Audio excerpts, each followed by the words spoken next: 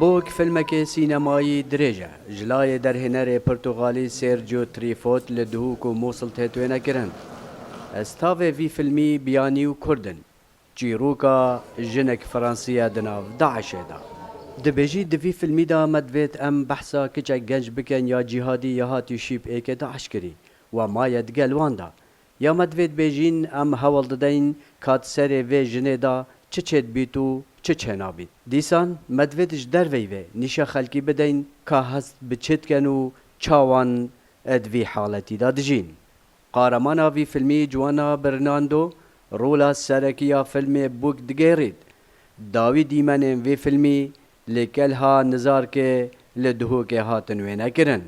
جيت كو از من او جي شانازيه دست بكدا كو از ببونا اكترك اوروبيا ساتما او دوره مديتيا او كو از بخا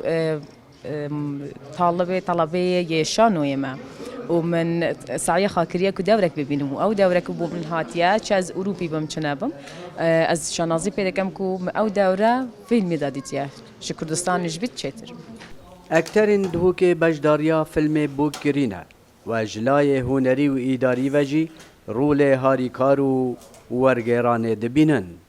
Ev filme teqrîben em şin bêjin heftî sadê ekterê wana hemî Kurdin, ekter û ektrîs. Yani ektrîsa serekî kiçike ji Ewropa hatiye. Wekî dî çend ekterên dî jî yani 4-5 dî ji Ewropa hatin. Bes wekî dî hemî Kurdin yani hemiyê dihûkê û dewroberan e. Yani Hesen Hesenî vêrê da ekterî kir Rekê Şehbazî, Adil Abdirehmanî û gelekê dî yani gelekê ne neşim navê hemiya bêjim. Bes eşin bêjim heştî sadê ekter Kurd bîn. Bes çe rolê wan bi Erebî bî yani axiftin hemî bi Erebiye.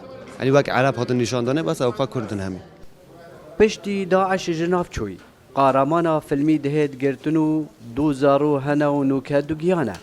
Jiyana xwe di nav zîndan û kempan da derbas diket. Çîroka filmî bi vî rengî berdewamiyê diket. Selambalayê dengê Amerîka, Duhok.